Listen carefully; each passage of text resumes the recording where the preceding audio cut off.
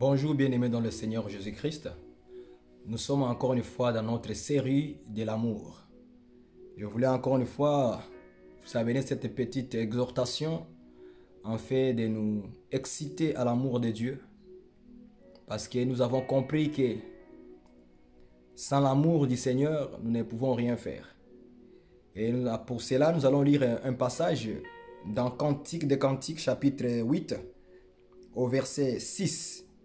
Et nous allons prendre cette petite portion de l'écriture qui va nous amener pendant ces petites minutes à comprendre la force de l'amour. L'écriture dit ceci au verset 6. Cantique des Cantiques, chapitre 9, verset 6. Mets-moi comme un sceau sur ton cœur, comme un sceau sur ton bras, car l'amour est fort comme la mort. La jalousie est inflexible comme le séjour des morts. Ses ardeurs sont des ardeurs de feu, une flamme de l'Éternel. Je prends cette portion de l'écriture. L'amour est fort comme la mort. Selon cette parole de notre bien-aimé Salomon, il nous dit que l'amour est plus fort, est fort comme la mort. C'est-à-dire que la mort aussi est fort.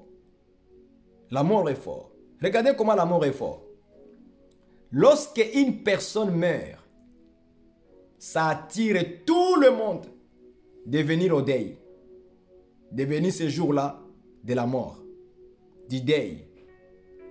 C'est ça la force de la mort. La mort est capable d'attirer tout le monde de venir ce jour-là à ton deuil. C'est la mort. Vous voyez la force de la mort. Maintenant, on nous dit que l'amour est fort comme la mort aussi. C'est-à-dire qu'il n'y a pas la différence dans la force de l'amour et de la mort. C'est-à-dire que l'amour et la mort ont la même force. Est-ce que vous me comprenez? Je répète l'écriture d'abord. L'amour est fort comme la mort. Cela veut dire simplement que l'amour et la mort, ils ont la même force. Quelle est la force de la mort? La force de la mort, ce n'est pas le fait de tuer une personne. Non. La force de la mort, c'est le fait d'attirer tout le monde vers lui. C'est ça sa force. Regardez dans la nature, quand quelqu'un meurt, tout le monde, même ses anciens amis, lorsqu'ils vont entendre que la personne est morte, ils vont tous être tristes. Ils vont être tous aller à son deuil. Ils vont aller au deuil. Donc la mort va attirer tout le monde. Parfois toute la population. C'est ça la force de la mort. Donc l'amour aussi a la même force. Parce qu'on nous dit, car l'amour est fort comme la mort. La mort a sa force. L'amour aussi a la force. La même force de la mort, c'est la même force de l'amour. Maintenant, c'est quoi maintenant la force de l'amour? C'est que l'amour a la capacité d'attirer tout le monde vers toi, frère. Je suis venu t'exhorter, frère. Que ton amour soit fort comme la mort. Que notre amour soit fort comme la mort. Cette force d'attirer les gens.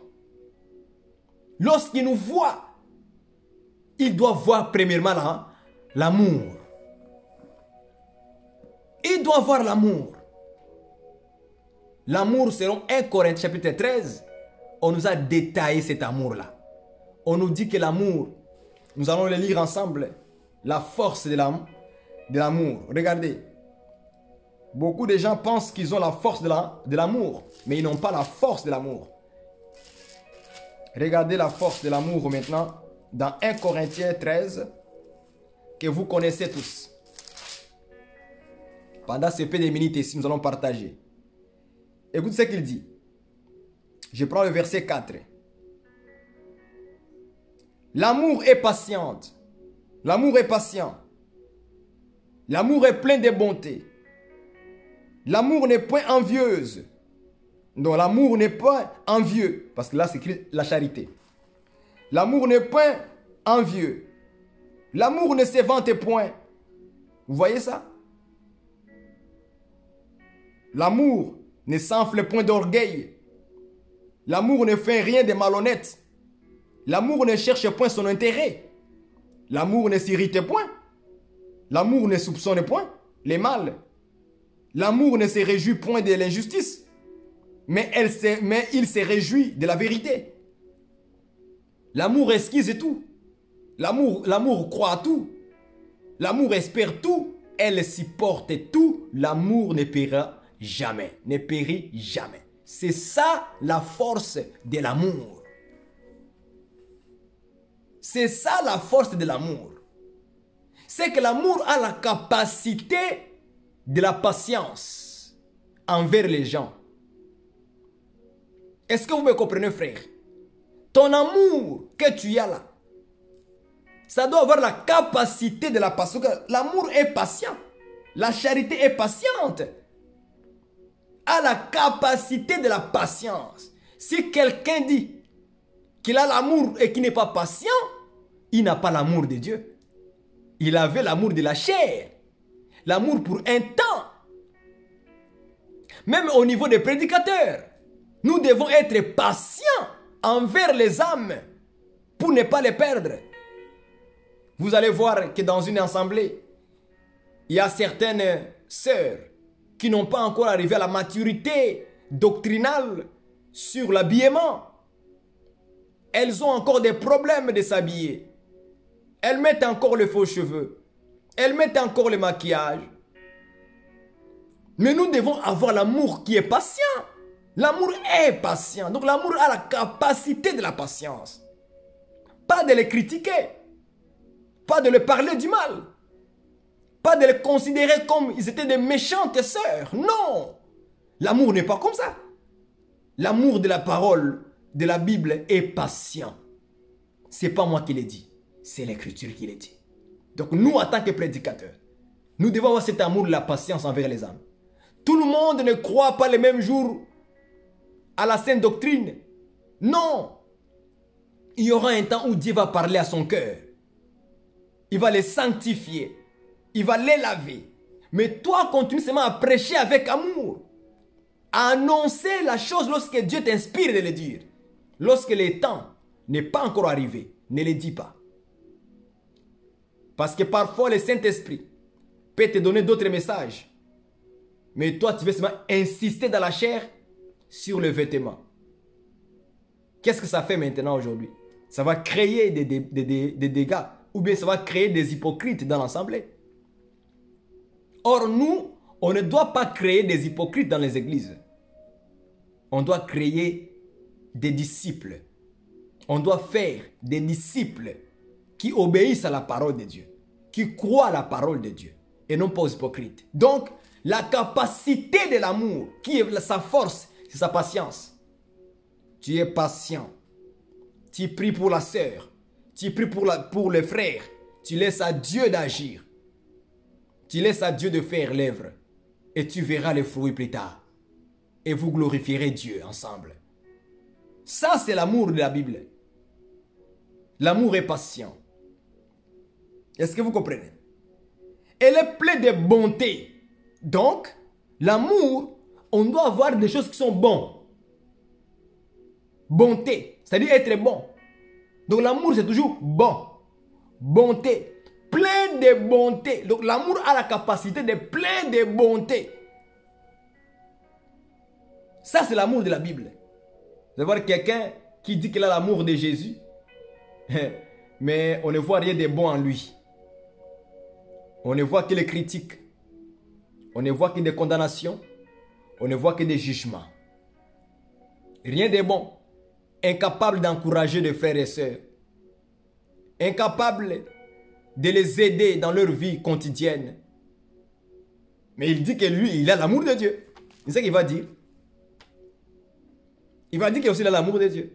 Des chrétiens qui chassent leurs frères dans leur maison. Lorsque leurs frères logent chez lui, il te chasse. C'est grave. Et puis il dit qu'il est bon. Et puis il dit qu'il est bon. Vous voyez? L'amour est plein de bonté. Donc il faut voir votre amour là. Il faut bien le regarder. Est-ce que votre amour est plein de bonté? Est-ce que vous êtes bon dans tous les domaines, dans toutes les voies? Êtes-vous bon? Il faut regarder cela. Ou vous êtes méchant. Nous avons des prédicateurs méchants, des frères méchants, des sœurs méchantes. Aucune bonté en eux. L'amour n'est point envieux. L'amour n'est point envieux. Ça, c'est la force de l'amour. Lorsque quelqu'un n'envie rien de quelqu'un d'autre, il y a des frères qui envient des ministères de l'autre. Ce sont des envieux. Il envie les voisins. Il envie, moi aussi je dois avoir telle voiture. Il envie. Donc tu n'as pas l'amour en fait. Tu envies la femme de l'autre. Tu n'as pas l'amour en fait. Donc tu dois t'examiner clairement. Est-ce que j'ai vraiment l'amour? L'amour n'est point envieux. Envieux, c'est envier les choses d'autrui. Tu vas voir un frère se marier avec une belle sœur, tu envies leur couple. Parce qu'ils sont dans la paix, tu envies. Tu envies les autres. Les frères achetaient une belle voiture, tu envies sa voiture. Est-ce que vous voyez ça? Regarde très bien si tu es dans l'amour. La force de l'amour, c'est comme la mort. Alors, lorsque les gens vont voir l'amour dans notre cœur, c'est manifesté dans tous ces domaines que nous avons cités ici, jusqu'à la fin, si vous lisez 1 Corinthiens 13, 4, au complet. Vous verrez maintenant pourquoi l'amour a la force. Vous savez, on peut même évangéliser par notre propre vie seulement, notre caractère et comportement, l'amour que nous dégageons. Hein. Ça peut être une prédication pour les gens. Et les gens peuvent venir au Seigneur comme ça. Parce qu'il t'a vu, toi, la façon que tu l'as aimé, tu l'as aidé, tu étais à côté de lui. L'amour même peut te pousser à aller visiter une sœur à l'hôpital. Des chrétiens peuvent entendre leur sœur ou leur frère à l'hôpital. Il est là-bas, mais il ne pourra jamais aller les visiter. C'est très grave. Où est l'amour aujourd'hui dans les églises? L'Écriture nous dit que l'amour est fort comme la mort. Comme la mort. Frère, ma soeur, nous devons aussi fonctionner dans cet amour ici. L'amour du Seigneur est plus fort. Est fort comme la mort. Et sa force, c'est 1 Corinthiens 13, verset 4 en descendant. C'est ça la force de l'amour. Être patient envers tes frères et sœurs lorsqu'ils ne sont pas encore arrivés au même stade que toi de la sanctification. C'est la marche en Christ. C'est un long chemin. C'est une longue voie. Et dans ce chemin, il y a des épreuves. Il y a des combats, il y a des guerres spirituelles qui se passent. Il y a des moments difficiles, des moments de troubles, des moments d'angoisse, de tristesse, des moments de combats intenses contre les ennemis, contre la chair, la convoitise, l'orgueil de la vie, l'arrogance. Ce sont des combats que nous menons tous les jours. Nous devons avoir l'amour envers ces gens-là. Un frère qui tombe dans le péché, on ne l'expose pas. On ne l'expose pas. Non, pas sur Facebook. Pas sur YouTube. On ne l'expose pas. Non, l'amour est fort comme la mort, frère. Si tu sais que celui-ci ou celui-là, c'est ma soeur, c'est mon frère en Christ. Même s'il est tombé dans l'impudicité, ou bien dans l'adultère, dans le péché quelconque, tu ne peux pas l'exposer, frère. Tu n'as pas ces droits-là. De prendre ces photos, ces images et les mettre sur Facebook. Jamais de la vie. Ce n'est pas de l'amour. Parce que l'Écriture dit que l'amour ne cherche pas son intérêt. Hein? Donc, moi, mon intérêt à moi. Non. Ça, ce n'est pas l'amour. Lorsque tu vois que tu commences à chercher tes propres intérêts, sache-le très bien que tu n'as pas l'amour. Que Dieu vous bénisse. Frère, ma soeur, l'amour est fort comme la mort. Cet amour, frère, qui est écrit dans la Bible, comparable à la mort. C'est un amour très fort. Très, très, très fort. Je t'invite, mon frère, de prier encore le Seigneur par rapport à ça. De demander à Dieu de te remplir de l'amour. Cet amour qui est fort comme la mort. Capable à vous attacher, frères et sœurs, dans la voie du Seigneur. Et lorsque ton frère tombera, tu vas l'aider. Tu vas prier avec lui. Tu ne vas pas aller l'exposer parce que l'amour que tu as envers lui. Le problème aujourd'hui, parce que beaucoup de frères ne considèrent pas les autres parce qu'ils n'ont pas l'amour en eux, envers les autres. Ils ont l'amour pour leur propre intérêt parce qu'il veut que les gens l'acclament lorsqu'il va exposer la vie des autres sur l'internet. Ils vont t'acclamer. Merci frère, merci frère. Ce n'est pas les acclamations des gens qui vont t'amener au ciel. Il faut que Dieu puisse prouver cela. À la prochaine et bye bye.